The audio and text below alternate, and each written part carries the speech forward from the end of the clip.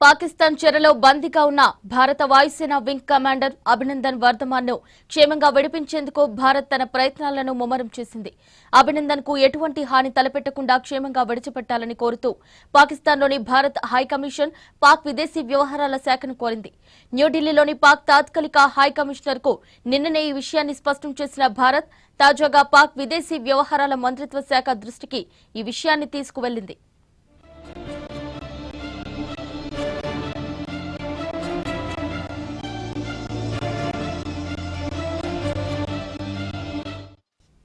పాక్ చెరలో బందీగా ఉన్న అభినందన్ ఏమాత్రం గుండె నిబ్బరాన్ని కోల్పోలేదు.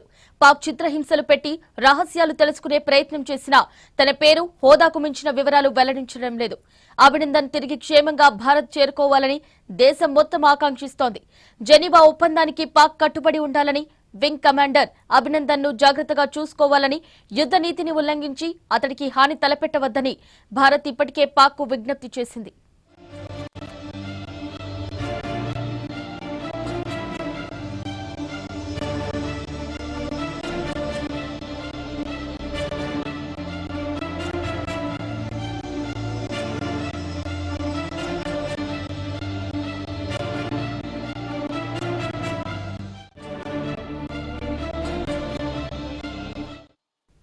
అభినందన్ విడుదల కోసం అనుసరించాల్సిన వ్యూహంపై చర్చించనుంది కేబినెట్. సాయంత్రం 6:30 ప్రధానమంత్రి నివాసంలో కేబినెట్ భేటీ కానుంది. ఈ భేటీలో పాకిస్తాన్ కి ధీటుగా జవాబు చెప్పడంపై చర్చ జరగనుంది. ఇప్పటికే అభినందన్ విడుదలపై విదేశాంగ శాఖ పాక్ కి లేఖ రాసింది. ఈ నేపథ్యంలోనే ప్రస్తుత పరిస్థితులను భద్రతా వ్యవహారాల కేబినెట్ కమిటీ సమీక్షించనుంది. దీనికి సంబంధించి మరిన్ని అప్డేట్స్ మా ప్రతినిధి సాయిశంకర్ లైవ్ లో అందిస్తారు. సాయిశంకర్, చెప్పండి, అభినందన్ విడుదలపై భారత్ ఇప్పటికే లేఖ రాసినట్టుగా తెలుస్తోంది. మరి ఆ లేఖకు పాకిస్తాన్ ఏమైనా స్పందించిందా? దానికి సంబంధించి అప్డేట్స్ ఏంటి? అయ్యా, ఏదైతే పైలట్ అభినందన్కి సంబంధించి కూడా పాకిస్తాన్ నుంచి విడుదల చేయాలని కోరుతూ కూడా భారత్ అనేక ప్రయత్నాలు కూడా మొదలుపెట్టిందని చెప్పుకోవచ్చు. ప్రధానంగా పాక్ హైకమిషన్తో ఈ అంశంపైన చర్చించడంతో పాటు పాక్ కూడా భారత విదేశాంగ మంత్రి కూడా లేఖ రాయడం జరిగింది. వెంటనే అభినవ్ని విడుదల చేయాలనే విధంగా కూడా కోరుతూ వాళ్ళు ఏదైతే లేఖను కూడా రాయటం జరిగింది. ప్రధానంగా జెనీవా ఒప్పందం ప్రకారం ఎవరైతే పట్టుబడినటువంటి సైనికులను కూడా పూర్తిగా యుద్ధానికి సంబంధించినటువంటి సైనికులు పట్టుబడితే వారిని వెంటనే వారం రోజులు లోపే విడుదల చేయాలి. అదేవిధంగా వారిని భద్రతా పరంగా కూడా ఎటువంటి హింసకు కూడా గురి చేయకుండా వారిని పూర్తిగా సురక్షితంగా ఉంచే విధంగా కూడా చర్యలు తీసుకోవాలి అనే విధంగా కూడా జెనీవా ఒప్పందంలో ఉంది. దానిని పూర్తిగా పాకిస్తాన్ తొంగులో తొక్కింది అనే విధంగా కూడా భారత్ పేర్కొంటుంది. ప్రధానంగా ఏదైతే అభినందన్పై జరిగిన దాడి, అదేవిధంగా నిన్న వచ్చినటువంటి అన్ని ఆధారాలు పూర్తిగా జెనీవా ఒప్పందాన్ని కూడా పాకిస్తాన్ ఏదైతే అతిక్రమించింది అనే విధంగా కూడా భారత్ తెలుపుతుంది. దీనిపైన కూడా అనేక దేశాలను కూడా ఒకే సమైక్య పైన ఒకే తాటిపైకి తీసుకుని రావడానికి కూడా ప్రయత్నాలు మొదలుపెట్టింది.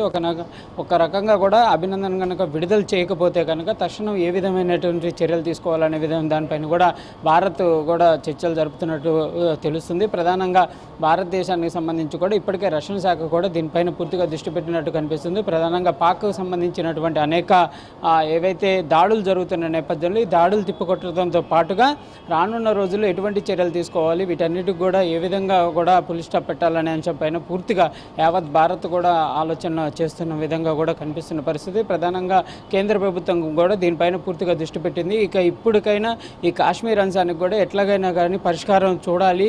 రానున్న రోజుల్లో ఎటువంటి ఇబ్బందులు ఉండకూడదు అంటే కాశ్మీర్కి సంబంధించిన అంశాన్ని కూడా పూర్తిగా పరిష్కరించే విధంగా కూడా అడుగులు వేయాలి. పాకిస్తాన్తో ఒకవేళ కనుక చర్చలన్నా జరపాలి, లేదంటే ఏదైనా స్టెప్ తీసుకొని ఒకవేళ కనుక యుద్ధానికైనా సిద్ధంగా ఉండాలనే విధంగా కూడా భారత్కి సంబంధించి కేంద్ర ప్రభుత్వం కూడా ఆలోచన చేస్తున్నట్లుగా కనిపిస్తుంది. ప్రధానంగా అయితే అన్ని దేశాలతో, ప్రపంచ దేశాలన్నిటితో కూడా దీనిపైన కూడా చర్చలు జరుపుతున్నట్టు కనిపిస్తుంది. పాకిస్తాన్ చర్చలకు రమ్మంటూనే ఒకవైపు చర్చలకు రమ్మంటూ మరోవైపు కవింపు చర్యలకు పాల్పడుతుంది. కాబట్టి దీనిపైన కూడా ప్రపంచ దేశాలు కూడా దృష్టి పెట్టాలి. భారత్కు అన్ని దేశాల మద్దతు కావాలి కాబట్టి అన్ని దేశాల మద్దతును కూడా దీనిపైన కూడా తెలిపే విధంగా కూడా భారత్ చర్యలు చేపడుతుంది. ప్రధానంగా పాకిస్తాన్తో కూడా దీనిపైన చర్చలు జరపడానికి, అదేవిధంగా ముఖ్యంగా కూడా అభినందన్ విడుదల చేయాలి 7 రోజుల్లోపు కూడా అనే విధంగా కూడా డెడ్ లైన్ కూడా పెట్టడం జరిగింది. ఈ 7 రోజుల్లోపు కనుక విడుదల చేయకపోతే ఏ విధంగా చర్యలు తీసుకోవాలనే దానిపైన కూడా సాయంత్రం కేంద్ర కేబినెట్ కూడా భేటీ జరగనుంది. ప్రధానంగా కూడా ఇప్పటికే పాకిస్తాన్కి సంబంధించి హైకమిషన్కి కూడా తెలపడం జరిగింది. అభినందన్ విడుదల చేయాలి, అది కూడా సురక్షితంగా విడుదల చేయాలి, ఎటువంటి చిత్రహింసలు పెట్టడం కానీ అతని నుంచి కూడా ఎటువంటి ఇబ్బంది పెట్టే పరిస్థితులు ఉండకూడదు, ఆయన పూర్తిగా సురక్షితంగానే భారత్కి పంపించాలనే విధంగా కూడా భారత్ కోరుతుంది. అయితే ఇప్పటికే ఈ అంశం పైన కూడా కేంద్ర కేబినెట్ దృష్టి పెట్టడంతో పాటు రక్షణ శాఖ కూడా అనేక విధాలుగా కూడా ఆలోచన చేస్తుంది. ఇప్పటికే ఒక అభినందన్ కాకుండా మిగిలిన వాళ్ళు ఎవరన్నా ఒకవేళ పాకిస్తాన్ నుంచి వచ్చేటటువంటి యుద్ధ నౌకలను కానీ యుద్ధ విమానాలను కానీ ఎదుర్కొనడంలో ఇక వేరే సైనికులు ఎవరు కూడా ఇబ్బంది పడకూడదు, పూర్తిగా దీనిపైన ఎంతో చాకచక్యంగా అనుసరించాలి అనే విధంగా కూడా భారత్ కూడా దీనిపైన దృష్టి పెడుతున్నట్టు కనిపిస్తుంది. రష్యన్ శాఖ మాత్రం పూర్తిగా దీనిపైన కూడా దృష్టి పెట్టి ముందుకు వెళ్తుంది. కొద్దిసేపటి క్రితమే నిర్మలా సీతారామన్ కూడా మాట్లాడడం జరిగింది.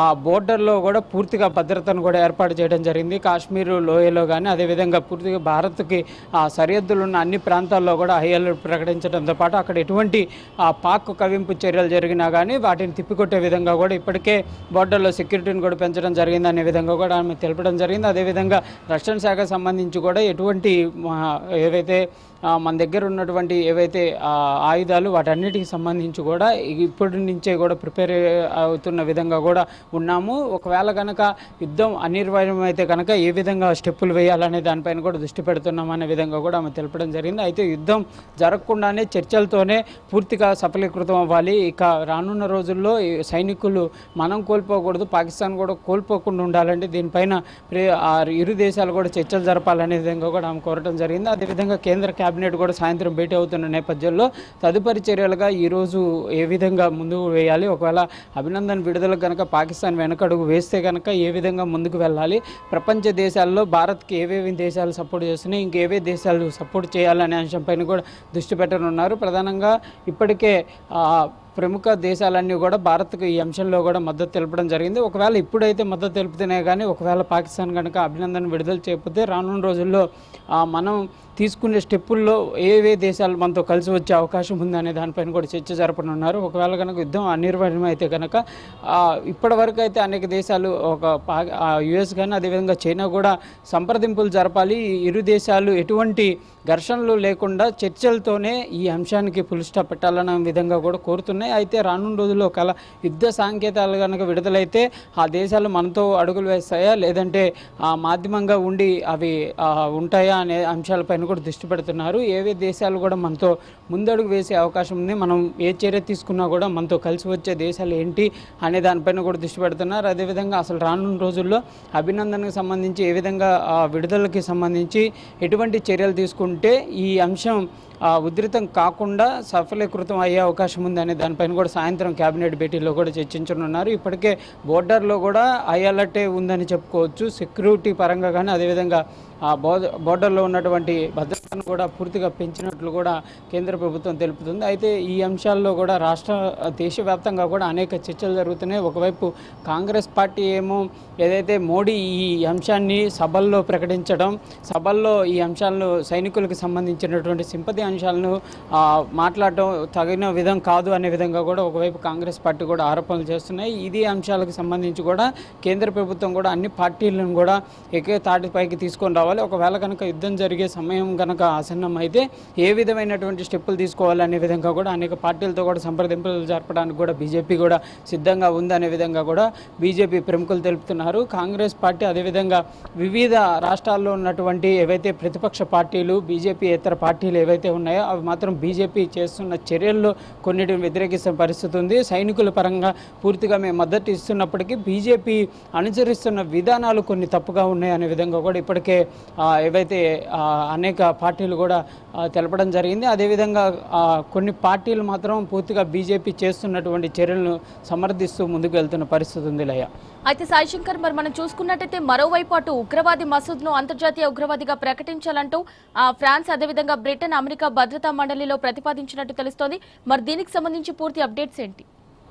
ఏదైతే మసూద్ ఆజాద్ను కూడా ఉగ్రవాదిగా ప్రకటన చేయాలనే విధంగా కూడా ఇప్పటికే బ్రిటన్ యుఎస్ అదేవిధంగా భారత్ కోరటం జరిగింది. ఫ్రాన్స్ కూడా దీనికి సంబంధించి కూడా ఒక ప్రతిపాదనలు కూడా తెరపైకి తీసుకొని వచ్చింది. ఎన్నో ఏళ్ళగా కూడా మసూద్ ఆజాద్ను కూడా ఉగ్రవాదిగా ప్రకటించాలి, అనేక దేశాల్లో జరిగినటువంటి దాడుల్లో కూడా ఈయన కీలక పాత్ర వహించడం జరిగింది అనే విధంగా కూడా భారత్ కూడా జైషే మహమ్మద్ సంబంధించినటువంటి కీలక ఆధారాలను కూడా సేకరించడం జరిగింది. దీనికి సంబంధించి కూడా ఏవైతే అనేక దేశాల ముందు కూడా ఉంచడం జరిగింది. ఈ నేపథ్యంలో మసూద్ ఆజాద్ను కూడా అంతర్జాతీయ ఉగ్రవాదిగా గుర్తించాలి, ఆయనకి సంబంధించినటువంటి ఏవైతే ఆస్తులను కూడా సీజ్ చేయాలి, ఉగ్రవాదిగా ప్రకటించడంతో పాటు రానున్న రోజుల్లో ఎక్కడన్నా దాడులకు పాల్పడకుండా కూడా కఠినమైన చర్యలు తీసుకోవాలి అనే విధంగా కూడా పాకిస్తాన్ కోరుతున్నారు. అదేవిధంగా అంతర్జాతీయ ఉగ్రవాదిగా కూడా గుర్తించే విధంగా కూడా ఫ్రాన్స్ కూడా ముందడుగు వేసి ప్రతిపాదనను కూడా తీసుకొని రావడం జరిగింది. దీనిపైన కూడా అనేక దేశాలు కూడా మద్దతు ఇస్తున్న పరిస్థితి ఉంది. ఈ నేపథ్యంలో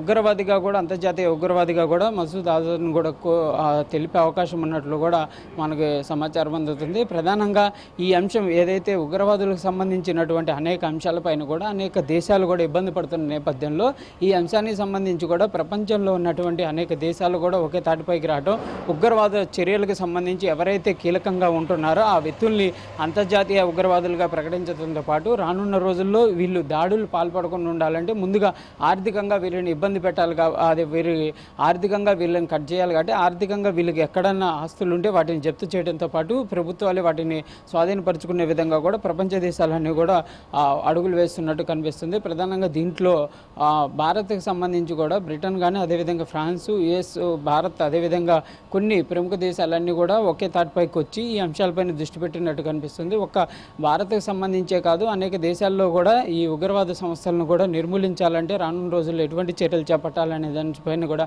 దృష్టి పెట్టినట్టు కనిపిస్తుంది. లయ మరి సాయిశంకర్, ఇటు కర్ణాటక మాజీ ముఖ్యమంత్రి యడ్యూరప్ప కూడా అటు పాక్పై దాడులతో మోడీ గ్రాఫ్ పెరుగుతుందన్న వివాదాస్పద వ్యాఖ్యలు చేసినట్టు తెలుస్తోంది. మరి మనం దీన్ని ఎలా అర్థం చేసుకోవచ్చు అంటారు? కొద్దిసేపటి క్రితం యడ్యూరప్ప కూడా ఒక కీలకమైనటువంటి వ్యాఖ్యలు చేసినట్టే చెప్పుకోవచ్చు. ఇది ఏదైతే ఈ నేపథ్యంలో చేయాల్సిన వ్యాఖ్యలు కాదు అనే విధంగా కూడా అనేక మంది వ్యతిరేకిస్తున్నారు.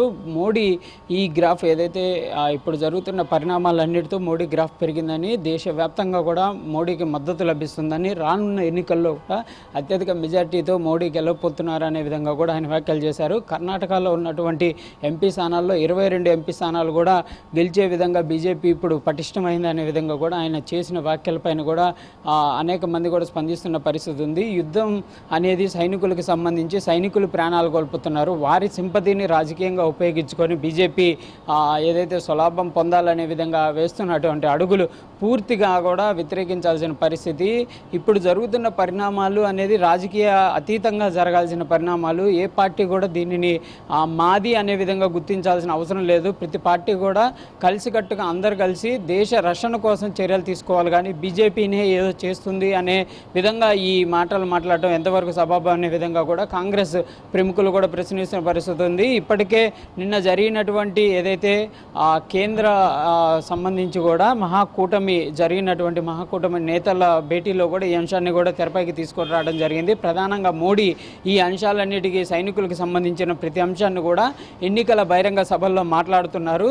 ఇది సరైన చర్య కాదు, ఎందుకంటే సైనికులకు సంబంధించి సింపతిని పొంది ఓట్లు పొందాలనే విధంగా బీజేపీ అదేవిధంగా మోడీ చూస్తున్న ప్రయత్నాలు అనేవి విరుద్ధమైనవి, ప్రజాస్వామ్యానికి చాలా విరుద్ధమైనవి అనే విధంగా కూడా మహాకూటమి నేతలు కూడా తమ భావాలను కూడా వ్యక్తం చేయడం జరిగింది. దీనిపైన కూడా ప్రతి ఒక్కరు కూడా అందరూ ఆలోచించాల్సిన పరిస్థితి ఉంది. దేశవ్యాప్తంగా ప్రజలందరూ కూడా భారత్ రక్షణ కోరుకుంటుంటే బీజేపీ మాత్రం ఒక విధంగా రక్షణ చర్యలు చేస్తున్నామని చెప్పుకుంటూనే దీనిని బహిరంగ సభల్లో చెప్పుకోవటం, అనేక రాష్ట్రాల్లో కూడా ప్రచారం చేసుకొని ఎన్నికల్లో లాభం పొందాలనే విధంగా చేస్తున్న చర్యలు అవేగం అనే విధంగా కూడా ఇటు కాంగ్రెస్ నేతలే కాదు అనేక రాష్ట్రాల్లో ఉన్నటువంటి ప్రతిపక్ష పార్టీలు, బీజేపీ ఏతర పార్టీలు కూడా పేర్కొంటున్న పరిస్థితి ఉంది. దీనిపైన ప్రజలు కూడా ఆలోచించాల్సిన పరిస్థితి ఉంది. ఎందుకంటే యుద్ధం అనివార్యం అయితే కనుక ఏ విధంగా ముందుకు వెళ్ళాలి, ప్రతి పార్టీ ఒక సలహాలు తీసుకోవాలి, సీనియర్ నాయకులు అందరూ సలహాలు తీసుకొని ముందుకు వెళ్ళాలి అనే విధంగా కూడా ఆలోచన చేయాలి. కానీ ఒక బీజేపీనే ఇదేదో చేస్తుంది అనే విధంగా కూడా తెలుపుకోవడం